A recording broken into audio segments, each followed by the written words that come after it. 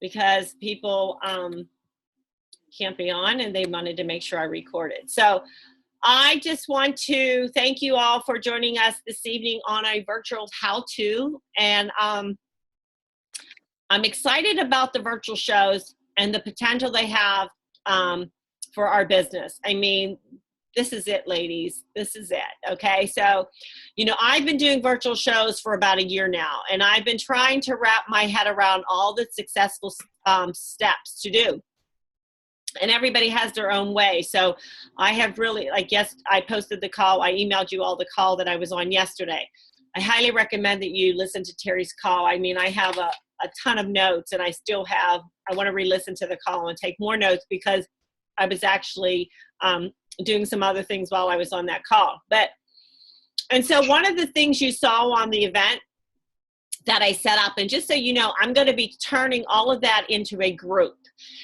So you'll all be invited to that group, and it will be sitting out there. So you can always go back to it. It won't be an active group like some of the groups Facebook groups that you're on. It's not going to be an active group because it's just the training that's out there. If I find that something else is working, I may add something to it, but it'll be a good place for you to send all your new consultants as well as they're starting their virtual parties as well, because it's all step by step. So it's, you know, if you screw all the way through the posts, they're numbered. So it gives you words to say to book the shows, how to set them up. I mean, everything is there that you possibly need. So the most important thing I wanted to talk to you tonight about is to get a system in place. This system is going to allow you to run 5, 6, 7 more events at the same time. People are running 10 at a time, and they run them very successfully. So the one thing that I wanted to stress is making sure all of your events are starting at the same time. For example, when I look at my calendar, I usually set up an event Wednesday. And then Wednesday, I invite my host. And then Thursday, Friday, Saturday, and Sunday are the pre-party posts. And what the pre-party posts are, they're posts that gives your host time to get her friends invited, create that excitement for her friends to see the post, okay? So one of the most crucial things is to get your host involved. That is going to be the key to having a successful virtual party. With Facebook algorithms out there, when you post to the event, not all the guests can see it. But when your host posts to the event, then their guests get to see that post. Okay? So make sure you are present during the show. And I don't mean you're on there 24/7. You know, making sure you're checking in a few times a day, maybe in the morning, once in the afternoon, and once in the evening. Okay? So you just need to be present. You need to make sure your host invite lots of people. And in the last few people that I talked to that are doing this successfully and doing 5 parties a week and selling $10,000 a month, they're having their host invite 200 to 300 people. And they want to make sure the host is inviting everybody across the U.S. You don't want to leave anybody out, because the goal for the show is to get 30 people going to the event. Because when you have that 30 people going, you're going to get at least 10 to 15 orders. And that's what's going to help you get to that 500, 600, 700 plus show average. So if you have an event and you see the host only invited 30, 40, 50 people, that's not enough. They have to invite more. And you have to create that desire for more. I know in talking to Stephen, you know, I just lost my train of thought. I can't remember what I was going to say. It had something to do with inviting these people. But okay, maybe it will come back to me. Oh, I'm tired today. Okay. So I have no idea what I was going to say there, but you have to create that desire for more. Okay. So on Wednesday, I'll add my host to the event, and then she'll start inviting. And then my pre-party, as I said, will go Thursday through Sunday. Then on Monday, the actual party will start. And that's when I'll do the early bird drawing. So I coach my host to have 30 going before we do the drawing. So the show starts Monday, then my party will go for 7 days. So I booked a party last night. Steve, yes. You said you have your host ad on Wednesday, and then when are your pre-party posts? They'll start Thursday. So Thursday, Friday, Saturday, Sunday, you do 4 days of pre-party? Thursday, Friday, Saturday. So I think Sunday's still one more pre-party post. It's only supposed to be 3, but I think it must go 4. I'll have to double check that. Maybe I typed it in wrong. Because I have a virtual assistant doing my party, so I have to double check that. I do mine for 2 days, but all right, okay. And, and I'm going to share with you some of the things Terry said too on my notes. So last night I booked a party at my show, and I'm setting up her show on the website, and I'm creating her event on the Facebook event, okay, on Facebook. But I'm not going to invite her to the event till Wednesday, okay? Because I don't want her inviting people now and they're just sitting out there and no posts are going to be made. Okay, so my system is going to be, I'm going to start inviting my host every Wednesday. We'll start a new party, invite my host. Thursday, the party will start. Okay, because when you have this timing of events, it keeps it nice and streamlined. They're all playing the same game the same day, the same poster being made. There's, you know exactly what you're looking for. Because if you start a party on Thursday, then another one on Friday, another one Saturday, you don't know what day is what. That's just too hard to keep track of. So, and now I just found out too, and I have to, so like when games are going on and when I answer the game, I don't know if you've ever had where someone comments after you already said, oh, there's a winner. But there's a way you can turn off the comments. And I don't know how to do that yet, so I need to find out. But I just found out you can turn off the comments. So no one can comment anymore on that game. So if anybody knows how to do that, share. Type it in our Facebook page. So now I know the majority of you work a full-time job. But let me tell you, there are a ton of successful consultants doing virtual parties that work a full-time job. They have children. They have social events. They have a life outside of Pampered Chef.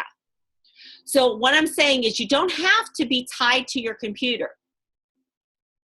You can jump on real quick in the morning before you go to work. I find morning seems to be the slowest time, okay, especially if I checked it before I went to bed at night. So I find mornings are the slowest, and then maybe on your lunch break, and then in the evening. And if you can't get on during your lunch break, then when you get home or right after work, and then maybe before you go to bed. But find a system that works for you that you can jump on at least 3 times a day just to check these posts. Okay, so the key to success in getting this system is getting this system in place and using the daily post recommendations. I can't stress this enough. Those are crucial. Becky Adams is an exec director with the company. She's an executive, and the majority of her team is all virtual. So that means she has 8 directors plus all their team, and they're all doing virtual parties. Okay, so I want you to get this through your head that virtual has a potential to take your business to an unbelievable heights. You can build a team and you can make it all happen very rapidly with these virtual parties. Okay, I was talking to April Schilling, who's a dear friend of mine and she's an executive director with the company. She did $7,000 in sales in cooking shows in January. Okay, $7,000 in cooking shows in January. This month, in virtuals, her first 4 virtual parties were $2,800. And this week, she did another $2,500. In 9 virtual parties, she sold almost $7,000, not leaving her house. Her virtual party is $550 to $600. And she's using the same template that I'm using. And she's using the same daily host recommendations that I shared with all of you, okay? The person that does her virtual parties is the same person that does my virtual party. So we have been working with Lauren together to try to get the posts to where we want them to be. Okay. We talk about you being present on the event. Okay. But it's also important that your host is present too. That is even more key. They don't need to be on there 24/7. But you want to make sure they are posting the daily post you give them and engaging with their friends and family. You know, you want them tagging people. If they don't see their post, they will see what they're tagged in. So if your host is saying tagging, so, you know, maybe in the comment that you make, then she tags all her friends, then they're going to see that. Okay. So you don't want to book a virtual party with a host and tell them, oh, you don't need to do anything. I'll do it all for you. Okay, we need them to do something. Okay, and bookings can be plentiful on a virtual if you do it right. People are more likely to do it because they don't have to clean their house. They don't have to buy groceries. They don't have to do all that prep work for you to get there. And when I say for you and the host to be present, it's just like you having a cooking show, okay? The show's not going to run by itself if you're not there, right? Your host wouldn't leave the room and go do her laundry or clean the house, right? She's present when you're there. Same thing with the virtual party. You and her together have to partner and do this together. And because you're not live in front of people, your personality needs to come out in your post. So when people are commenting on a post, you need to interact with them. You know, I know there was I think on the coffee talk call, there was somebody talking about virtual parties, and she was saying about, you know, she puts y'all, you know, she's Southern, so she can put y'all in her post. You know, we're not going to put y'all, but we'll put yuns, okay? So, and then also, one other key important element is friend request all the people going to the event. Not everyone accepts the request, but the majority do. I wanted to see, I don't think I took that note. I wanted to go back. On the call that I posted today in an email, I know Terry shared with you what she says to her people that she friends. I'm just trying to, and it's just something really simple, like, you know, hey, thanks for participating. If I can help you with anything, something to that nature. So take a look at that and get an idea. But you want to reach out to these people. You need to be friending all these people. The one reason virtuals are working and we're seeing this fast-paced growth is because it's like a cooking show on speed, okay? We're in front of so many people. If you're doing 5 parties at a time and there are 30 people going to each party, you are in front of 150 people a week.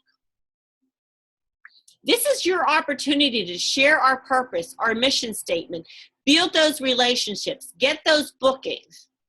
Add team members to your organization. Okay? This is happening for lots of people in the company, and this is what can happen for you too. There's a lot of money to be made in the virtual world because we can do shows everywhere, all across the United States. And I'm super, super excited about this. And I'm super excited that you guys are all jumping on board with this. So like I said, I'm going to be taking this information. I'm going to put it into a group so it's always out there. You know, talking about prizes. Your prizes don't have to be big. Okay?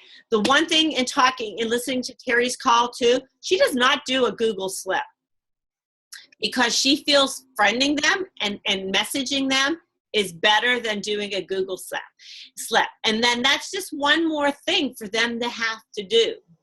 Okay, so if they're not interacting with you on your party, they're not going to be filling out a Google form. So you might want to rethink about that. If you're not getting good success with your Google form, this is someone saying it's okay. If you are reaching out to them, if you are friending them, then you don't have to do the Google Doc. Okay. I'm also working with Lauren, my virtual assistant, to put all the daily host posts into a template so that we can all have that template. So what you're going to do is you're going to create a group. So you're going to say March host, okay? So what you're going to do is you're going to start posting in there every day for your hosts. Next week, when your new parties start, guess what? You're going to go in there. You're going to remove those hosts that you added to the group. You're going to add your new hosts for the second week, and you're going to start making those daily posts again, but you'll have a template and you'll be able to schedule it. Okay? So you're not actually having to message your host every day. You're going to coach your host and say, hey, I'm going to put you in my March host group, and every day I'm going to tag you with a post, and I want you to take that post that I tag you in and copy it and post it into the event. Is that something you can see yourself doing? Okay? Now, you're going to see, you know, people doing different things, and I have been talking to the top people in the company, the people that have promoted, that continue to promote, that are promoting directors, getting a ton of bookings and recruit leads. So these are the people we want to copy, okay? Terry starts her parties every Saturday. She does 5 every week. And she strives to get 3 bookings from every party, okay? She only does 8 posts a day. And her posts are, she does an 8, a 10, 12, 5, 7, and 9, which are 6 of the posts. And I don't know where the other 2 come in. But she does 1 game, 1 recipe, and 1 product every morning and every evening. And then she also does a, like a post that might be about bookings, recruiting, or guarantee. And then she always ends the day with a tip. So that's what she does. Okay. She ends the day with a what? With a tip. Okay. Type of tip. Okay. She also plays a game, a 1-word game, which is kind of like for her recruiting thing. I thought this was kind of cool. She did talk about, I'm going to come back to that in a minute, but she did talk about, and I have to go back and listen to that again. As I said, I was multitasking when I was on the call with her. I was actually signing a recruit at the time. So, she was talking about fundraisers, how she filled her calendar with virtual fundraisers too. So I need to go back and try to catch that part of it. But she plays a one-word game, and I thought this was pretty cool, where she actually has them watch a video, a recruiting video that you can take off the, you know, when you go onto the Pampered Chef site and join my team or become a consultant, there's a video. So what she does is she starts, the first person has to say what's the last word in the video. And then they get so many tickets. And then the next to the last word. And then the third to the last word. So she plays this game. So then she knows they've all watched this recruiting video to the very end. And I thought that was pretty cool. She does, you know, her prizes are like the chocolate drizzler. She'll do Friday Pay It Forward, where she'll talk about if you paid something forward on Friday, you're in a drawing. So she does a couple different things that I thought were creative. Yeah, there was something else I was going to say about this and I forgot. I was thinking too fast. But I know what it was. Raffles. She does what I do. She does not do count up slips. She does not track raffle tickets. She's doing too many parties, and she said there's no way she's going to do it. She does it just like I do. If someone's interacting, and they're on early bird, if someone purchased, they're definitely winning. If someone's booking a party, purchasing, interacting a lot, those are the people that are winning. Okay? you want to reward good behavior. Okay. So she doesn't, and I'm the same way. You guys know from me when I give out incentives and things for you guys now, like the Dining with the Stars now is easy for me because I can pull up one report in a 4-month period and know who made it and who didn't. When I did things that I had to track monthly, I couldn't do that. That's just not how I operate. All right, anybody have any questions for me?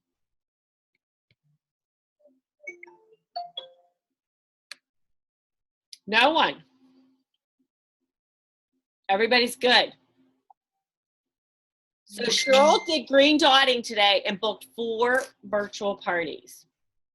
4. And that was in, okay, so Cheryl had a connect. So Cheryl and I were having this conversation today, and I said to her, what are you doing that's income producing? And she said, well, I did this. And I'm like, it's time to hang up and go, you have people to call, and Cheryl, how long was it? It wasn't even a half hour, was it? I think I did 3 within 10 minutes. Yeah. Because I just kept green dotting people with a simple little message, copy, paste. That's all I did. I just kept pasting it to their thing. And I wrote down, I did 28 were contacted with green dots. I had 3 people say yes within probably 10 minutes. I had 2 who responded with their nieces are consultants. 2 were no's. I had 1 that was a no because she's in a women's networking group and there are 3 Pampered Chef consultants, so it wouldn't be fair. But she said she would certainly order if anyone was having a party and she needed anything, just to let her know. Someone had just hosted and someone else is in Florida for the whole month with limited Wi-Fi. Okay. So those were my responses out of 28 people. That's awesome. And then I had my ex-husband right before at about 6:30 message me, and he's asking me a ton of questions. So he is booked for April. See that? Only because my cousin is having in March. Okay. So I'm making him April. Okay. But and Cheryl, had texted me when I was out this afternoon and said, should I book these for April? And what did I tell you, Cheryl? No, booked my March full, even though I still have 7 more to complete. I just added 3 more. So now I have 10 more for March, but that kind of worries me because I was securing them for April income. No, why? You're going to make money in March and you're going to get bookings for April. You can do it's unlimited. I mean, seriously, I wouldn't do more than 20 virtual parties a month. So you got 10. That's awesome. Now, if you're comfortable with those 10, you can now start moving into April. But I know you have a certain income level that you need to hit. So I would keep booking March. April will come because you can set up April, the last day of March, you can be saying, oh, it's not like a live cooking party where you have to send out the invitations, get their people there, give them notice. This is all on Facebook, so it can be done overnight. So you can get your 5 booked for this week, 5 for next week, 5 for the following week. Just keep moving into, and then work your way into April that way. So strive for 5 a week. And when you get that, move to the next week, then the next week, and then keep moving on. Don't hold anything. It's not like a live cooking show. Virtual parties can be done immediate. So kudos to you, Cheryl. I'm so happy for you. All right, anybody else have any questions? All it takes is asking. On the how-tos, there's booking words.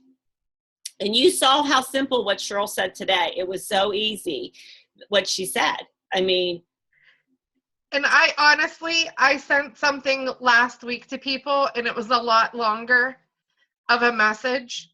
I think short, sweet, and to the point is what gets their attention. I had more responses today with the short, sweet message than I did, hey, after 11 years in the business, I'm doing this full time. I'm looking for some people to help me out, blah, blah, blah. Nope, that didn't work. It was short, sweet, and to the point that got them. See? That's all. It doesn't have to be a lot. Doesn't have to be a lot. And virtuals are big now, so we all need to jump on board and be doing this, okay? All right, I'm going to stop the recording. No other questions?